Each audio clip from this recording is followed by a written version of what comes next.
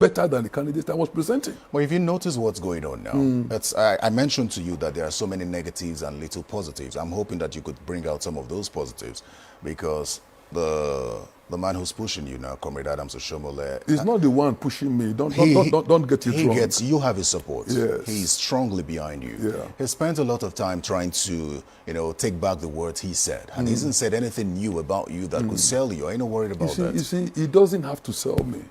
My character speaks for me. 4 years ago, he could sell somebody because the person was unknown.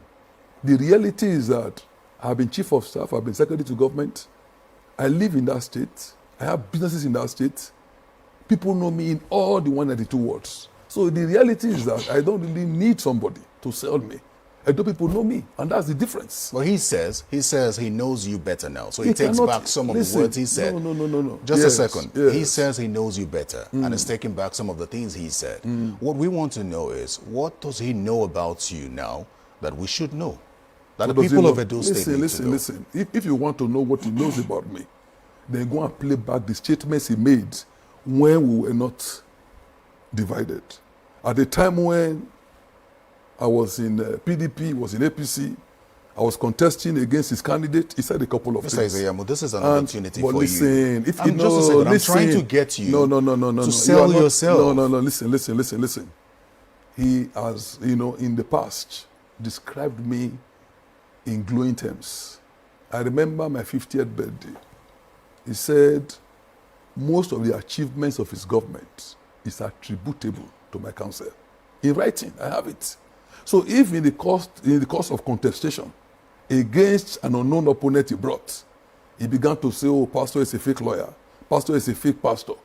And years later, he says, look, I was just trying to demarket him. These statements were all wrong. You want me to dwell on that? I'm a pastor, a senior pastor in the Redeemed Christian Church of God. I'm a farmer. I paid my dues. So that statement he made then, and recall that, even that statement then, what effect did it have on my election? You didn't win the election. So you see, if over 200,000 people still chose to vote for me, you will know that statement made me. In fact, if you will recall, they had to postpone that election on the eve of the election, on the flimsy excuse that, there was insecurity. But many people knew that every statistics they carried out showed that pastor would win. But you repeatedly say that you're not riding on the back of Mr. Oshomole.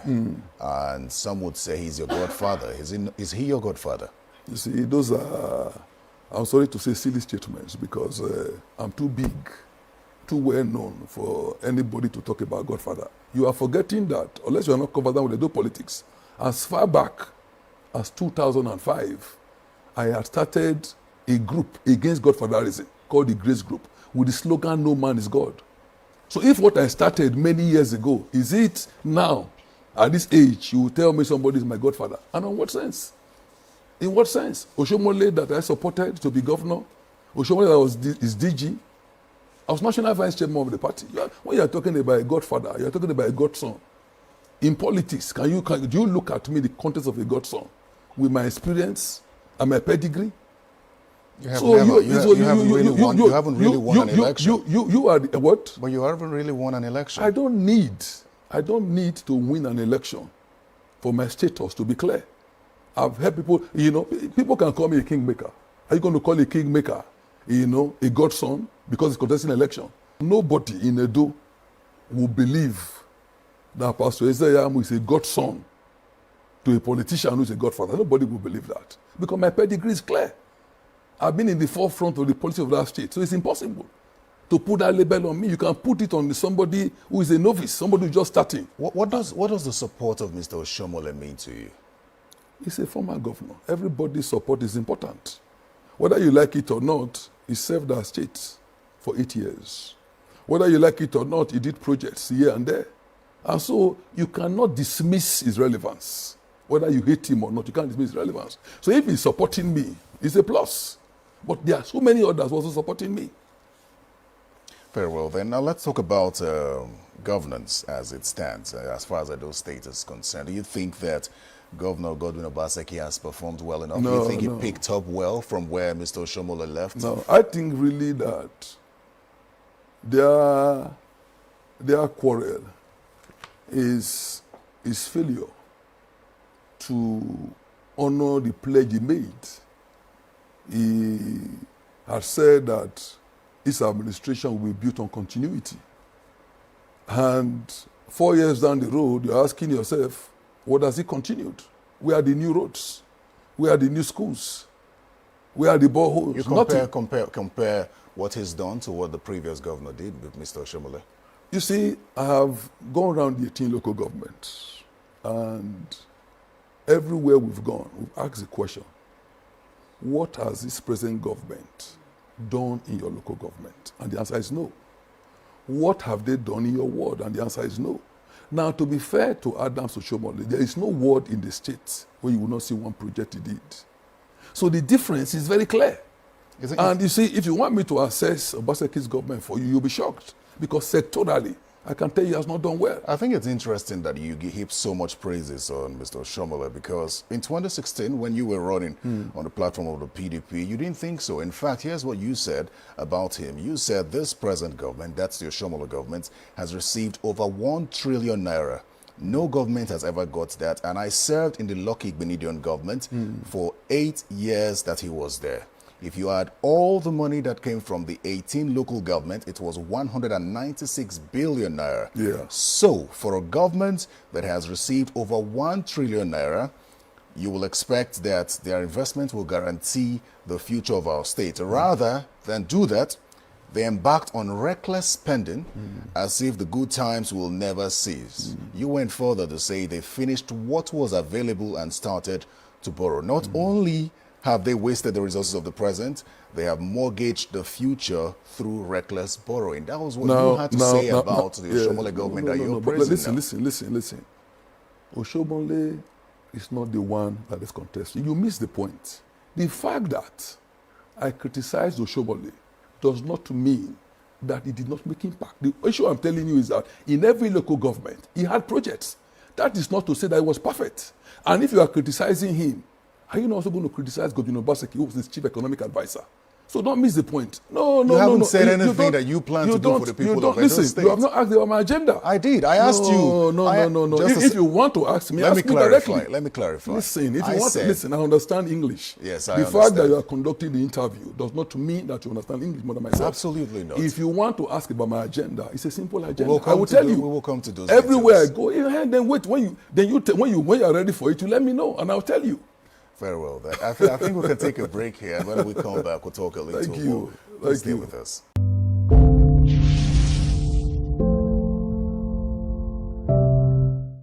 The hustle and bustle of life leads us to try to make a living for ourselves.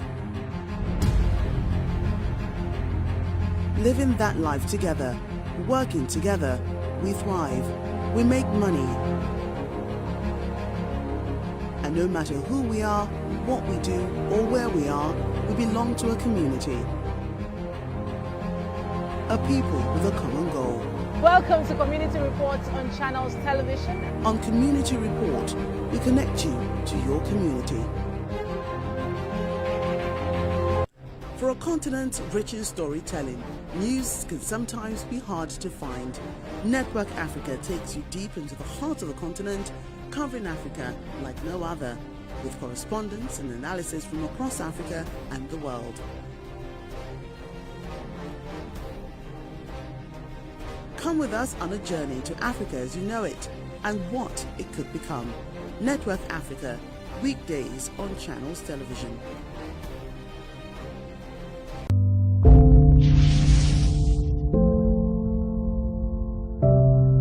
Welcome back to Hard Copy. My guest is Pastor Osagie Ize-Iyamu of the All Progressives Congress, who is contesting for governorship in Edo State, and we're looking at how we can have a free, safe election in Edo State, free of violence. Speaking of which, Pastor Ize-Iyamu, there's been too much talk about violence in Edo State. Some fear that the elections in Edo State could be marred by violence. Where do you stand on this? The PDP says it's the APC that's bent on perpetrating violence. We went round the 18 local government. There was no single incident of any problem. Now they went to Apanam, which is in Esako West, and they said gunmen came to attack the place. Luckily for us, somebody videoed the proceedings. And from the video, it was clear that nobody disrupted their rally. Rather, it was their talks that went into the village because the neighbors, the villagers did not turn up.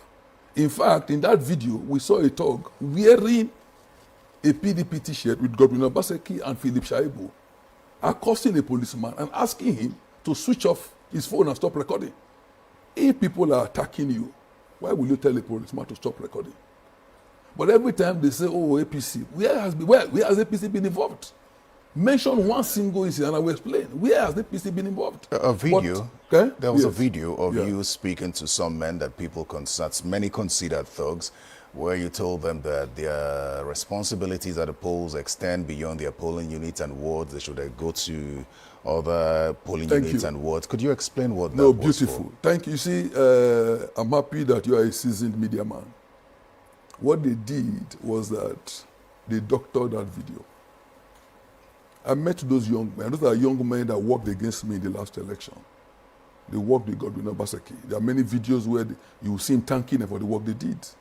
What I said, which they edited, was that I said, in the past, those of you here, you move from unit to unit. You move from polling booth to polling booth. But when they were bringing it out, they removed in the past. And they said, move from unit to unit. You move from voting center to voting center. If you go and ask those that were there, I said, in the past, many of you, and I was admonishing them, because they've been used and they've been dumped, and I told them that's not the way to go. You did it in the past, and it didn't pay off. At the end of the day, what happened? Your houses were demolished, many of you went to detention, so that is not the way to go. But they carried it and removed what didn't suit them, and they played it as if I was telling them to move from place to place. Governor Obaseki has done 4 years. Yes. And he wants to go for a second 4. You have clearly said that he hasn't done enough to deserve a second term. Yeah. On your part, what are the areas that you are hoping to improve on that he has failed? Now listen, I think that one of the mistakes we made as a people was to elect a governor who had no clear-cut agenda. The scripture says where there is no vision, the people perish. From day one, in trying to run for office, I've always believed that the starting point is an agenda, and I have the simple agenda. The simple agenda is an acronym: X, security and social welfare. You can't talk about development in the absence of security. I is infrastructural development and urban renewal. And our infrastructure is in shambles. It's in shambles. No water, no light. The hospitals are in shambles. All the promises that were made are not there. Now, M is manpower development. Education is a major industry in our state. It will shock you to know that for 4 good years, no single teacher has been employed. It will shock you to know that most of our tertiary institutions are closed. P, public-private partnership. This government has had no interface with our private sector. In fact, you don't even believe in the local industry. Can you imagine doing a Lagodaro conference in Edo, and the caterer came from Lagos, brought food from Lagos, and they were 1 minute for 3 days. People who ate it had food poisoning. L is leadership by example. We want a leadership that is accountable, transparent, humane, sincere, accessible, and it's absent. You do jobs and nobody knows the cost. You're not doing us a favor. It's our money. How much did it cost you to renovate this Bermuda Stadium? You won't say, but I can tell you, 6 billion. That's ridiculous. That is 6 billion for a stadium that you have not increased the capacity. It remains the same, just for renovation. With that money, I would have been able to fulfill his promise to establish mini stadiums in the 18 local governments. And E is employment and empowerment. Our people are in dire need of employment. The promise of 200,000 jobs, which is a mirage, even just employing 2,000 teachers, 1% would have made a whole lot of difference. But it's not done. It will shock you to know that in the Edo State health care system, they don't have a single anesthetist. During COVID-19, they were saying they bought ventilators. And somebody said, how are they going to use ventilators? Those are not toys. Those are specialized equipment. In the absence of anesthetist, who is going to operate the ventilators? I know you mentioned the job creation issue in Edo State, but it's a little worrying because the latest statistics from the NBS says that Edo State is one of the states with the least unemployment rate, less than 20%. Isn't that progress? No, it's not. You know why? I've listened to Governor Obaseki on channels when he was asked the question. You promised 200,000 jobs. How many have you been able to provide? And he answered that I provided around 157,000 jobs. It was a lie. Where are those jobs? But somebody told me that what they call jobs are actually the statistics of people that have been trained. And I'm asking you, does training somebody for a week translate to employment? It's absurd. So those are the statistics that have been sent to the bureau, and that makes them think, oh, Edo must be doing very well. Oh, in 4 years, the governor has employed over 157,000 people. Great. But is it true? No. The people that the governor has given appointment, especially in the past 1 month, is over 2,000. So if you want to give him credit, but these papers, senior special assistant, 1 month, what he didn't do in 3.5 years, 1 month to election, everybody in every ward, oh, please come and take letter, He's giving a letter of appointment. You yourself know that, again, this is deceit. This is not employment. I know you also mentioned the issue of education, but the governor's project, the Edo Best, has been hailed as a good initiative for other states to emulate. It's also helped a number of children return back to school. Isn't that something that counts? But the issue is this. How functional is education in the absence of teachers? If you have the opportunity, please ask the governor, are there vacancies in schools for teachers? How many have you employed? Is it not true that in most rural schools, it's one principal and one teacher? Why do you think that the governor would not want to employ teachers? Well, it is very simple. He does not want the recurrent expenditure of the state to go higher than it is. Can you imagine, for a governor talking about Edo Best, you told market women to leave their markets, that you want to fumigate it because of COVID-19, and you carried them to schools. Can you imagine? Women were moved from the markets and moved to schools. And of course, many of those schools were inadequate. So the whole atmosphere in those schools were messed up. And you want our children to go back to that place. Pastor, I'd like to get your final words on, or your final statement to the people of Edo State going into the elections as we round off. Well, Edo people have a choice in this election.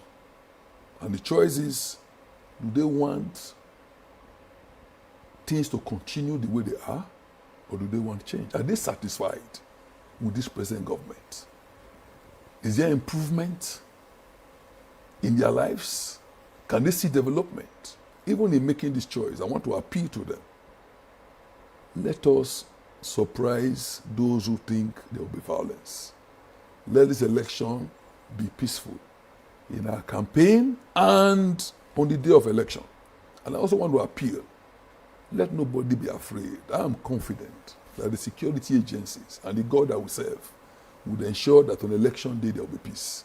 We're hoping that will be the case. Thank you so much, Pastor Osagie Ize-Iyamu, for coming to speak with us on Hard Copy. Thank you. Well, Pastor Osagie Ize-Iyamu is of the All Progressives Congress, is running for the office of Governor of Edo State.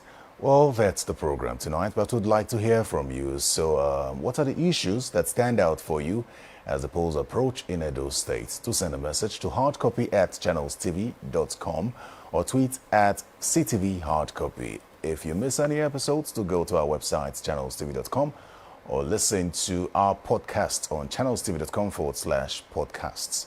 Thank you for watching. I am Terry Ikomi. Goodbye.